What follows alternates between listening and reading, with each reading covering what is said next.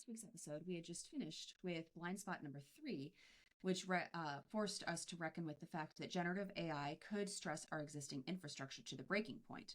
We had just wrapped with the exciting suggestion that we should use generative AI to write code to modernize applications. And then we follow it up with our first blind spot of this episode, blind spot number 4, that says our AI may be irresponsible. Now, granted, my day job is not writing code. I don't think I have ever used Gen AI to write code, but I will say that my early thoughts on using Gen AI to write code were somewhat colored by the impractical or impossible code that was pouring out of an earlier version of ChatGPT. I'm sure that things have improved. I am sure that it is possible to responsibly use generative AI to write code to modernize your applications. However, I thought it was really funny to stack that recommendation immediately with, hey, our AI might be irresponsible. So the blind spot number 4 is the idea that although we are doing our best to set up responsible AI governance, our current processes may not take into account responsible AI practices. So explainability, transparency, fairness, and privacy. And then the other really important thing is that standardized ways to measure and document these practices, like bias, they're really thin on the ground. I've done a lot of work and a lot of reading on how do you accurately measure bias in AI? How do you know if your artificial intelligence is performing the way you think it should on diverse populations of patients? And I'm speaking here specifically from a healthcare lens. But I do think that we're kind of in the dark a little bit.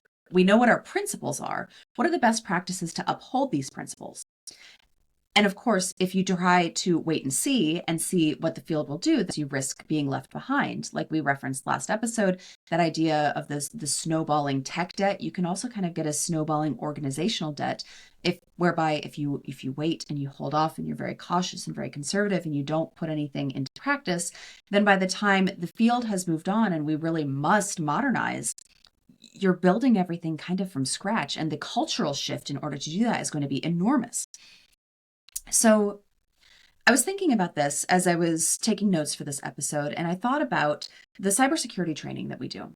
So at Cleveland Clinic, we do a lot of embedded cybersecurity training as well as voluntary cybersecurity training. So there are modules that we take on the importance of cybersecurity on a yearly basis. Those are required. But the thing that I really like that we do is an Outlook tool that's an embedded phishing awareness program. For a few weeks or so, I guess, I get a suspicious looking email. I hit a button in my Outlook and I report it as potential spam or a potentially phishing message. And it automatically routes that email over to the cybersecurity team, and it'll either tell me, congrats, you got it. This was part of our embedded phishing awareness program, or, hey, no, that looked weird. Thank you for sending it over. We're going to have to do something similar for AI, for responsible AI. So knowing when you might use artificial intelligence on a particular data set, or when vice versa, right? Which data sets might be great to use with AI and which data sets might you want to involve some more decision making before you got into those, right? So I'm thinking here about like patient financial data. Sounds like a great idea to maybe to modernize call centers and automate the collection of patient financial data, but that information is pretty regulatorily boxed in, and we would need to be incredibly careful about how we handled it. It's important as you're thinking about artificial intelligence pilots and any sort of new innovative technology pilot that you be really transparent about how data is collected and how it is protected. Those two things are going to increase trust in your organization, even if you're still kind of discovering how are we going to govern this fairly? How are we going to think about how we're explaining what it is that we're doing with this data to people? If you're really open and honest about the collection and the protection of the data, that's an excellent start. Our tech leaders, our chief information officers, our chief data officers, our chief technology officers, we need to be the ones leading the charge for responsibility. So as much as I advocate for somebody to be a mad scientist and say, we should just try everything, we need to try everything responsibly.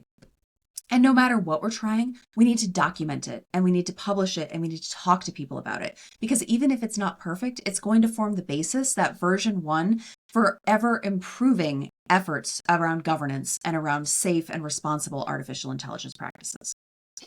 So that's number 4, our AI may be irresponsible. Blind spot number 5 that tech leaders need to grapple with our data may be a liability. And we in healthcare are really used to thinking of our data as an asset, right? We're sitting on mountains of data. We have so much data. It's so valuable. Companies are trying to get their hands on it. Absolutely. But when our data is complicated, we won't call it dirty because that seems a little rude. But when our data is complicated, that's one thing. And when merging the data involves pulling it and manually merging it from multiple different systems, that's another. A lot of organizations lack enterprise data standards. So we don't have, for example, one golden record that says, okay, this is what it means to have a patient's phone number be this, or even a provider's phone number be this. It makes data governance and data management absolutely critical. So without understanding your data, without confidence in your data, where it comes from and how it is changed and who is responsible for it, and what is the source of truth when you have multiple fields that may be speaking to the same kind of thing, who decides what means what? So to deal with this, right, to deal with our data that is both an asset and a liability, what we need to do is we need to really pivot from collecting more data and more data and more data, because more data is always better, which is true, but also not true, to curating the most important data. I like to think about this as the days when I was a kid with a rock collection, right? You can pick up rocks anywhere and they're all really cool when you have them in your hand. But at some point, you do have to identify and label and think about which rocks you want to display and which are just the railroad gravel that you probably don't need. Maybe that was just me with my rock collection. Blind spot number 6. We're still fighting yesterday's talent battle. Ooh, and this one is very near and dear to my heart. So when we talked about blind spot number 1, we talked about tech being an enabler rather than the core of everything we do. And we spent some time last week talking about finding the creatives at heart, the people who really love this kind of technology and innovation, the people who can look at your data and your workflows and your systems and see opportunities. Fighting yesterday's talent battle means that finding those people is absolutely critical. You got to find the talent and the interest and the passion in your own organization and pull it out and nurture it, and make sure that you're giving people the opportunities to do work that interests them, and then recognize them for doing the work. Keep the focus on the employee experience, because that absolutely will help you retain folks.